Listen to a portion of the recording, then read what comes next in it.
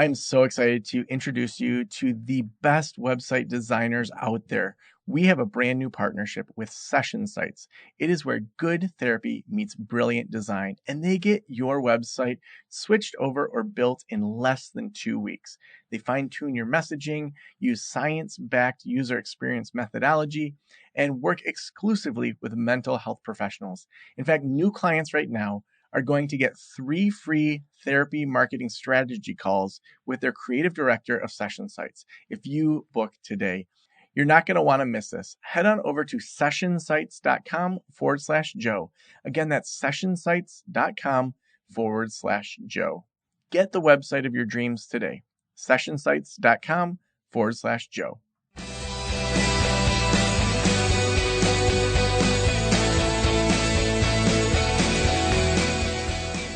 This is the Practice of the Practice podcast with Joe Sanok, session number 1167.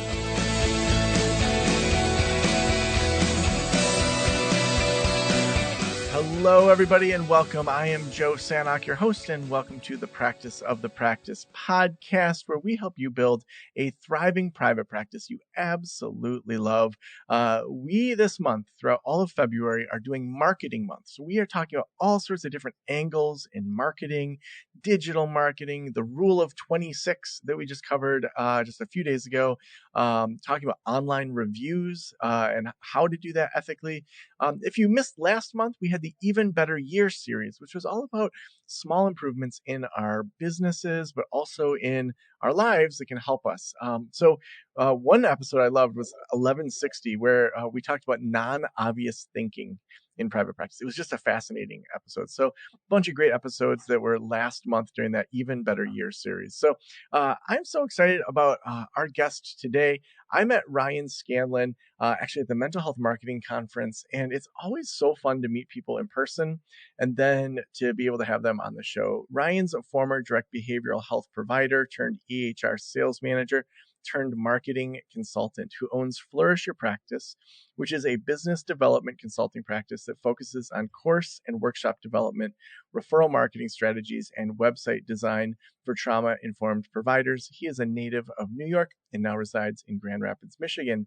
Ryan, welcome to the Practice of the Practice podcast. Thanks so much for having me on, Joe. Excited to be here. Yeah, absolutely. First, right before we got on here, behind you is a beautiful picture of Joshua Tree, and you said that is a special place for me. I love Joshua Tree. I've been there 3 times. Why is Joshua Tree National Park a special place for you? Oh, man. So, yeah, I lived in Long Beach, California for about 4 years. I went to grad school out there at Cal State Long Beach. And, that part of my life was really pivotal, my mid-20s. Learning a lot, but was able to drive out to Joshua Tree. It's about 2 hours, a little over 2 hour drive from the LA area, and you kind of just drive out there and it gets progressively more and more arid and kind of spacious. And you just start to see how the sky gets so big. You're out there in Palm Desert and these beautiful area. So I've been camping out there about a handful of times, probably 5 to 7 times, either Airbnb out there, camped, done all sorts of cool things out there. It's another world entirely. You feel like you're kind of removed from everything, which is great. And it's always sad to kind of have to re-enter your life. But you always feel like you're out there and you're on another planet in a good way. Yeah, I love it. So you have got into helping people do workshops and courses. Let's just start with the average therapist listening. They have a counseling private practice. It may be just them. It may be a thriving, huge group practice. What are reasons that people don't do workshops and don't do courses? Oh, man, I think what I'll say is I think most therapists are very entrepreneurial and very creative. What I see across everyone I work with is therapists who create space and they create their own practice and they create an environment between maybe their client across from them. That's a form of creation in themselves. And I think a lot of therapists you talk to have this idea to create another version of that one-on-one experience through a group or through a workshop or an online course. And that's always there, and they want to do it a certain way. And there's a lot of passion there. And I think the big thing that blocks or prevents is the dauntingness of the task. It is a lot. It's a process. It can be messy. It's also very personal. What I notice is when you talk to therapists about if they have had an idea for a course or they're thinking about it, they're on the fence, it feels like a combination between like a cathartic thing inside of them that they need to release with like mixed with a homework assignment. It's like it's something really personal and precious to them, right? Being able to crystallize their practice into a course or a workshop, into an experience that can be really special. But there also is all of these strings attached to it that make it feel like an obligation, like some sort of assignment in school, which brings on a lot of stressors. So what I hear is really the consistency, the accountability, the boringness of that assignment part is what really drags or blocks therapists from pursuing it. Because I think a lot of therapists love the one-on-one work, and most of them I think are creative and entrepreneurial and want to think bigger about, oh, how do I apply this into different settings for more groups of people. Mm. Yeah, I think that when we think about someone who's good at their craft, no matter what it is, like I think about my friend Luis. So Luis, he's a collage artist, and he and I met at Podcast Movement LA. This would have been 2019 or so. Um, no, it was after that. It was as my book. I don't remember. It was a few years ago. So, um, but he is great at collage. He has collages in museums, and like, he does this birthday party every year where he sends like collage packets to his friends and then does this online collage party. And it was like the head of Mexico City's like Museum of Art was on there, and like all these other artists where he's just like good at art. And he and I were talking because he was like, I don't know how to make money other than just making art and selling it, and or doing prints and selling it. And so we brainstormed this idea of him doing trainings around collage. And I'm like, who follows your Instagram the most? And he's like, it's like stay-at-home moms that were artsy in high school.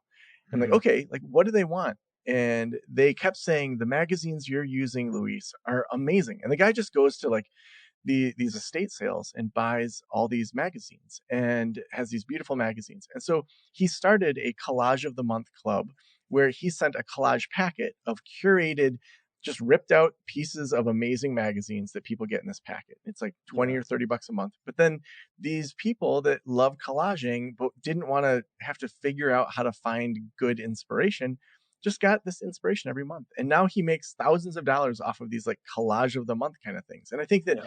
that's the kind of thing that therapists don't understand, that they're awesome at Gottman style therapy, or Yeah. they're awesome at anxiety, or they're like just really good at de-escalating kids that are losing their minds.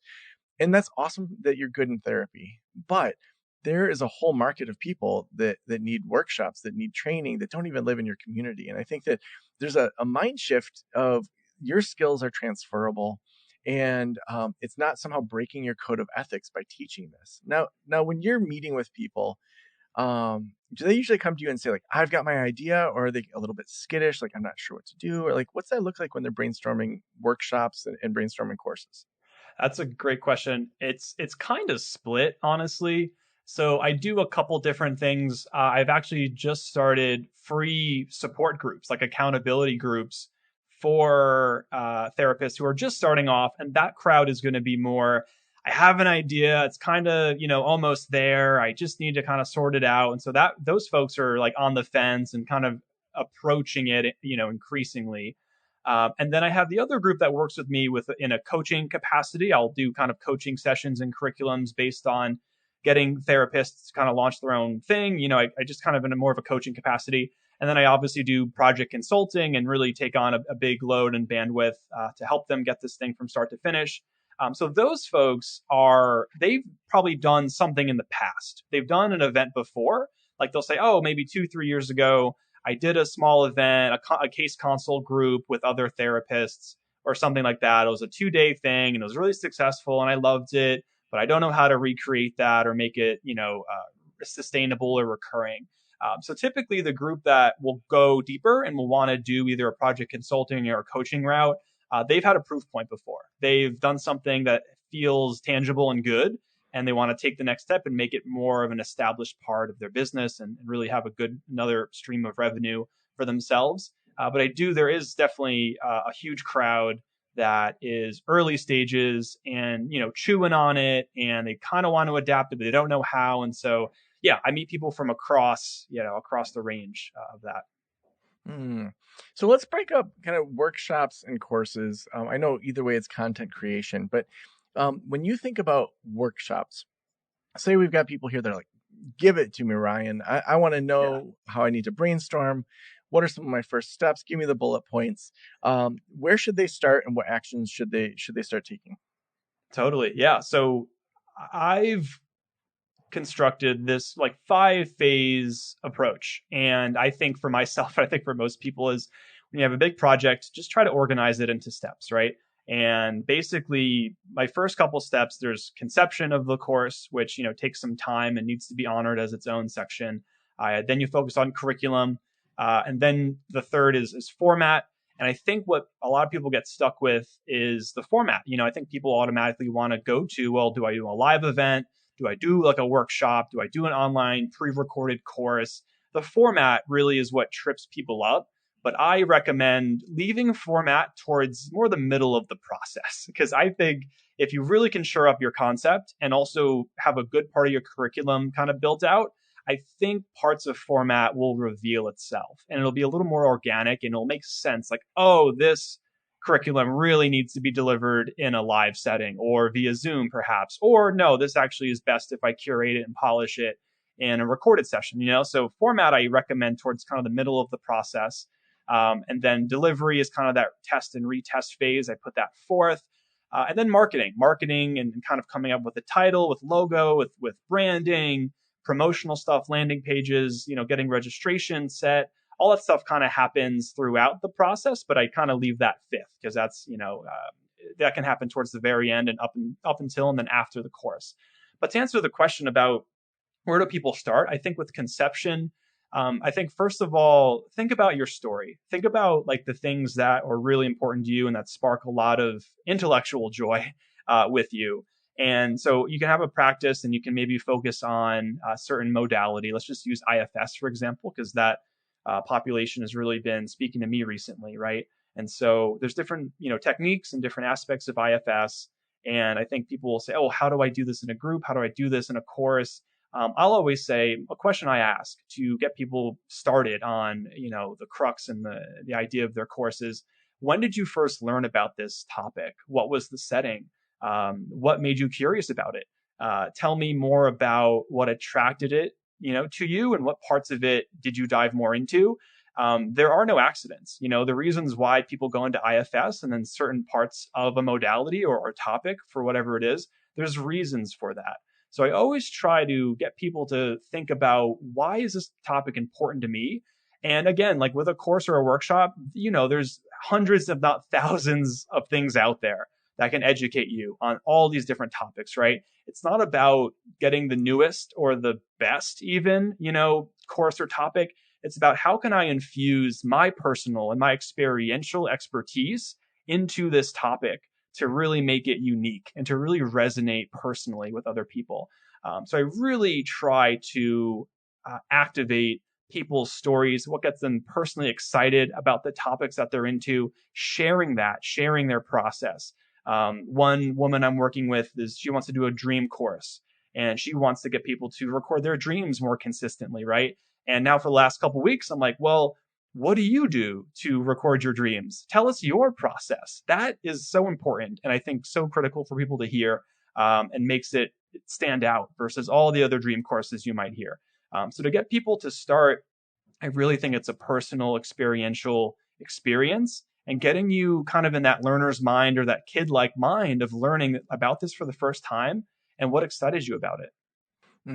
I love that.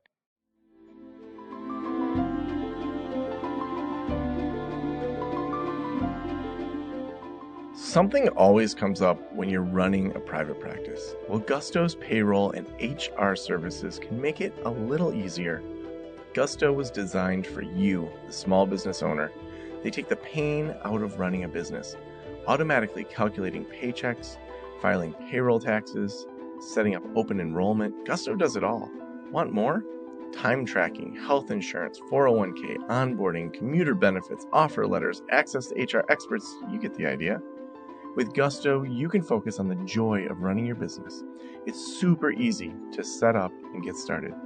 And if you're moving from another provider, Gusto can transfer all the data for you. It's no surprise 99% of businesses said the value they get for Gusto is worth the price. And here's the best part. Because you're a listener, you get 3 months totally free. All you have to do is go to gusto.com/Joe. Again, that's gusto.com/Joe. I'm telling you, you're going to love Gusto. Get started today. Now, once people land on a topic and they feel excited about it, say it's mindfulness within your relationships or something whatever. It could be anything. Yeah. Where should they go from there? Yeah. So again, it's what I always recommend is this conception of the course and the curriculum process. A lot of that is in you already. I think it can be a very flowy and expressive process. That's what I typically go and teach. And so I'll reference this. There's a book by Rick Rubin, who's this really interesting creative. He works with musicians. He works with people who are artists who create in all manners, right? And I read this book last year into this year a little bit. I just read that book like 2 months ago. It's very relevant right now. I feel like it's incredible. I've always loved him and respected him, and just his vibe is very, he's like a spiritual Santa Claus gangster guy. He's like this really that's a great awesome way energy. to describe it. Oh my gosh. He's such a great energy. But I was reading this book, man, and I just was like, this is an awesome book. I'm not a musician nor an artist, really. Like, I don't know why I'm reading this book. It's really cool and I'm learning a lot and it's very soothing, but I just thought, like, what's this application of this book in my life? And then I started leaning into course creation and talking to these providers and working with these therapists and forming and formalizing my own offerings. And then it came like, oh, this is why this book was relevant to me at the time. And I'm really leveraging the Rick Rubin, The Creative Act is the book. And it's really it's a very mindfulness and kind of flow influenced book around activating your creative energy. And so it's hard, but you have an ego. Everybody has an ego. Everybody has criticism, self-talk, all these things that prevent the creative process from happening. So I'd say the first couple of, weeks or phases, conception and curriculum, are all about letting go of the ego, letting go of their critical mind. There is an inner child in there, if you will, that is very excited to learn and wants to share, right? Imagine how excited we were in grade school learning about something new and coming home and sharing about it. So that part needs to be activated, and there needs to be sort of a suspension of the ego. But at the same time, it is helpful to then go back with an analytic mind and then think, okay, well, how do I organize this? So in the first few phases, I really try to coach my clients on allowing space and time for the flow, for the excitement, for the kind of stream of consciousness around the topic, and getting everything down, and how you organize your thoughts around these things is really critical. Then take some time, maybe sleep, take a night or two, take a day, then come back with an analytical mind and say, okay, all this content is here. I've journaled about it. I've written about it. I've organized it in whatever way. Now I'm going to really analyze it and start to structure it. And then it starts to feel a little bit more like a curriculum. So I would say before you do anything around format, before you do anything around, delivery of the course, I really would make sure that this is a topic that not only do you know a lot about, but you can be excited about and you can organize decently. And the process is about suspending, that expressive mind and then coming back to it with the analytical mind and keeping them separate. Because I think, Joe, and you tell me what you think, because you just wrote a book and you like have a lot of endeavors and ventures. I think sometimes we sit down to be creative, both of those minds are present at the same time, which isn't super helpful, right? You try to activate your expressive mind, maybe your right brain, but at the same time, your analytical mind is right there, like double, checking everything and editing everything you're saying and kind of being the pessimist a little bit. Those both brains are important, but there needs to be sort of time in the process to separate them to get anywhere. But yeah, what do you think? Yeah. I think for my creative process, when I'm looking at bigger projects like writing a book or doing a course, I think it starts with having just like a general notes section in my, just like on my phone. where Yeah. I have one section that is just stories. So if I remember a Mm, story that's interesting, or I tell a story at a party and it makes people laugh, I'll put that in the stories section of my notes. Because I never know when I'm going to need a story. If I have a keynote and I'm like, oh, I need a good story, that's the worst time to be brainstorming a story. That's the worst time to be hmm brainstorming content. And so, Yeah.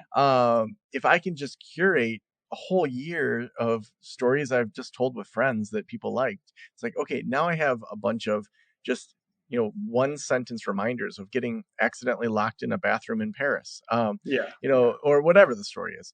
Um, so it kind of starts there. And then when I have a project in mind, so like when I was writing Thursday is the New Friday, or even prepping to write it, um, I then had a lens of the 4-day work week. I knew that we had this whole internal inclination section. I knew that we had the idea of slowing down. I knew that we had the idea of speeding up and killing it. And so I had the general framework for the book. So then if I'm watching a show on Netflix, if I'm, reading Apple News, if I'm, watching Jimmy Kimmel, like whatever, hmm um, if anything comes up that's just a good story or good research that they could go into that book, I would drop that into the Trello board under either Yeah. research or stories. Yeah. Then when it came time to just structure the basic wireframing of the book, I then knew, okay, I have internal inclinations. That's the first section. So there needs to be an introduction about what are those, Yeah. kind of a general summary. And then each chapter of that section of, curiosity, moving on it, all these ideas of like not being paralyzed by perfection. I know that each chapter needs probably 3 good stories and 3 good pieces of research. So then I have Mm, a wireframe around, okay, now I've got, the chapter on curiosity. I've got the basics of that. So then when I enter into the actual writing process of it, I have all these things already structured out. And so the week before, I'll put them all up off of Trello onto a big whiteboard. And so, yeah. I've got the 3 stories about curiosity, 3 big pieces of research. And then, kind of with that beginner mind you're talking about, it's like if I was just to enter in around curiosity, like what comes to mind? Curiosity killed the cat.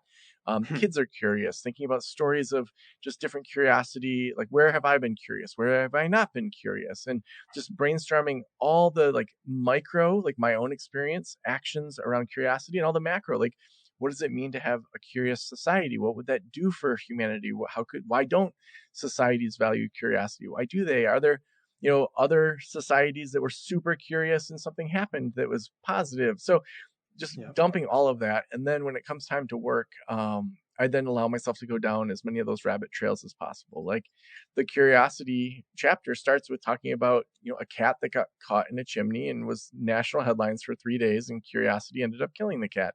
And then talked about from a societal standpoint, having that be our main way and our main posture. We talk about curiosity, that's detrimental, that we think it's going to kill us. Like that's Yeah. stupid.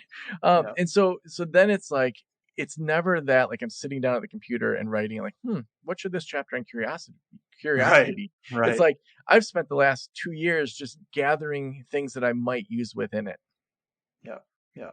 Yeah, dude, yeah, you hit on it really for me, like that's what I will tell people is the expressive process happens very often outside of your desk, outside of your office, right? Keep your phone on you, keep a note app open, do voice memos. You mentioned like if stories come to you, I mean your book is peppered with really cool, unique stories that really make your point really sing.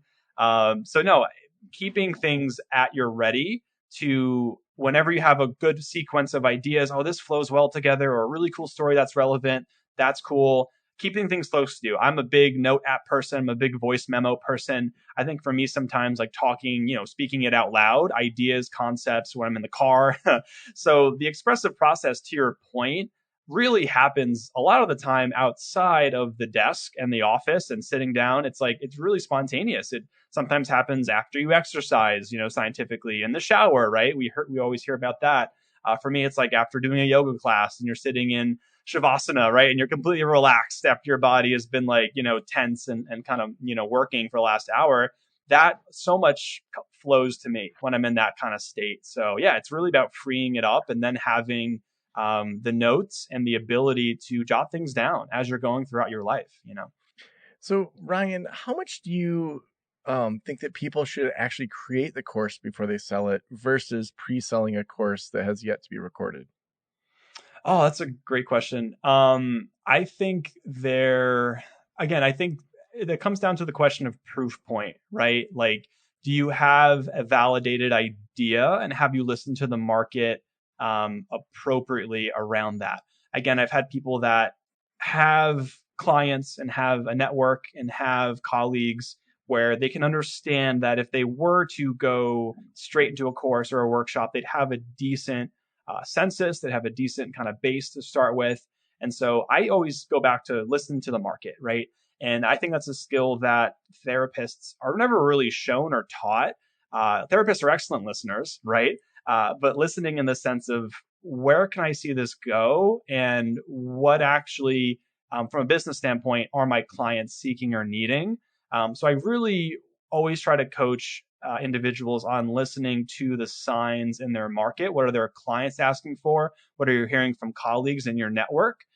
So yeah, some therapists are ready to just record and go, and they feel like they have a really good network of individuals. They have either former or current clients. They have relationships, associations, marketing relationships. They have a really good foundation to be able to share and kind of understand and go from there. Other people, not so much, and so that might be a different route and kind of building up towards that. But I really think it centers around listening to your market and kind of learning how to. Because again, I don't think it's a skill set that many therapists have the practice in. Mm, so awesome. Now, how should people be marketing their courses or their workshops? Sure. Oh man. So as we all know, marketing it's a full picture and there's a lot of different strategies and avenues. And again, I don't think marketing is one big experiment, because you can try a lot of different things and results will be different than what you'd expect. What I will say is, again, I focus in on this and my stuff with marketing, and marketing can be touched on during the creation of the course, right? So if you want a small, intimate workshop, right? Some therapists want to keep it to 6 to 10 individuals. That's a small, intimate, really good, maybe processing based workshop. Marketing for that can be very grassroots. It could be very word of mouth, user network, maybe your social media accounts, since you have these connections across this channel. But that will look very different than I just recorded a course and this is about a pretty general topic and I want to be able to blast it and it really can reach anyone around the world at any time and they can pay whenever they want. So depends on the offering and the breadth and the range that you want to market to. But of course, when you are a pre-recorded course and you want your reach to be as large as you want it to be, Google ads, email campaigning, social media as well, paid ads on social media. All these things are really important. But of course, always listen to who are on these channels, who your target audience is. And again, another big thing that I talk about always is listening to the market, but also knowing your audience, knowing exactly who this course is for. And it's funny, I know we were at the Mental Health Marketing Conference and we had that keynote with Johnny, and he was talking about niching down is a good thing. It's a great thing actually, because when you niche down, you not only do you attract the people that respond to the specific messaging, but you'll respond. Other people beyond your expectations will respond. At least they'll know who you are, and they'll say, "Oh, maybe this person they might work with these people, but I want to see if they can work with me now." So niching down is actually opens up more for your marketing opportunities than you might realize.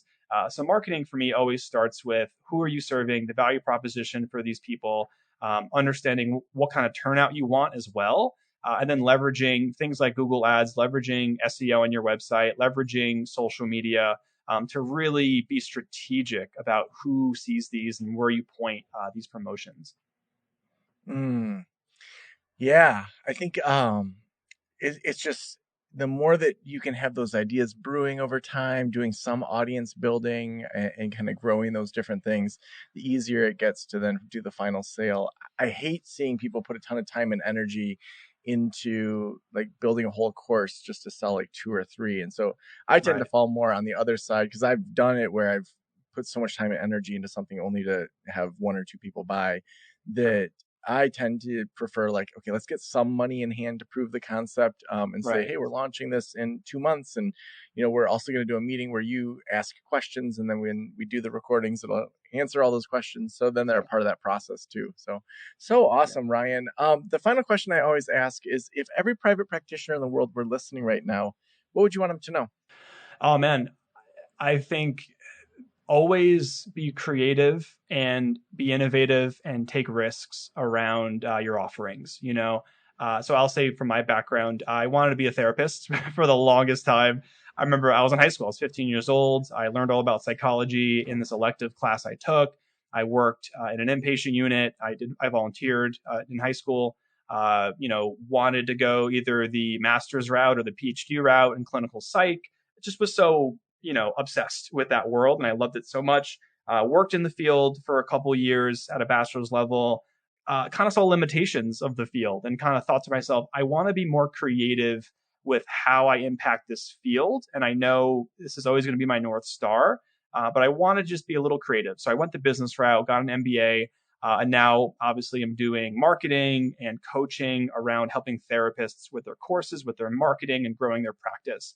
So I guess part of my story always is be creative. Think about different ways that your skill sets can translate to your ultimate purpose, which, ideally, probably if you're listening to this podcast, is helping people heal, human service, human experience, all that kind of stuff.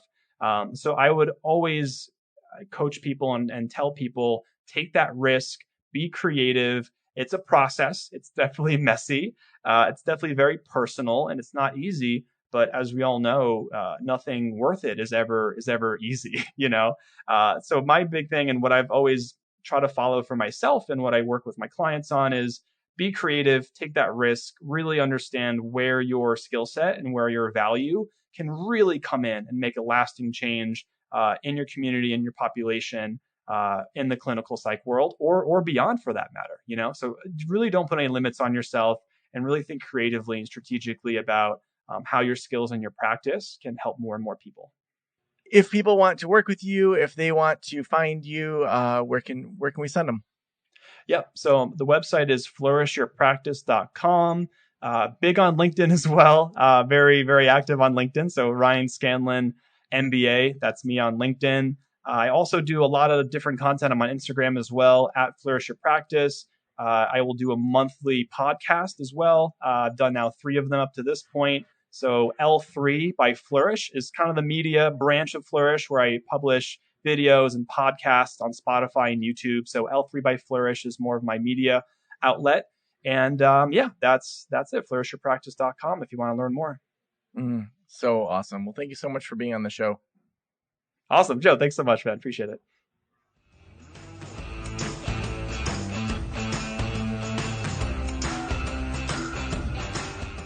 I love when we talk about scaling our practices differently, because sometimes we just think we always have to, add in, another clinician or these other things. The idea of courses being something that can help you, that's one of those things that courses and workshops really help people scale in a way that's different from kind of the average, just like the average. You've got these amazing skills. Let's work on those skills and take them nationally and do it in a way that helps you in so many different ways to just level up what you're doing. We also couldn't do this show without Gusto, who is our sponsor today, gusto.com/Joe. You're going to get a few months for free, actually 3 months free by using them. They help with all of your payroll, tracking, health insurance, 401ks, onboarding, all of that. And it keeps track of it in a way that you don't have to worry about all the taxes and all those things that go into payroll. And it's way cheaper than having your accountant do it. So gusto.com/Joe, you're going to get 3 months totally for free. Again, that's gusto.com/Joe. Thank you so much for letting me into your ears and into your brain. Have a great day. I'll talk to you soon. Special thanks to the band Silence is Sexy for that intro music, and this podcast is designed to provide accurate and authoritative information in regard to the subject matter covered. It is given with the understanding that neither the host, the producers, the publishers, or guests are rendering legal, accounting, clinical, or other professional information. If you want a professional, you should find one.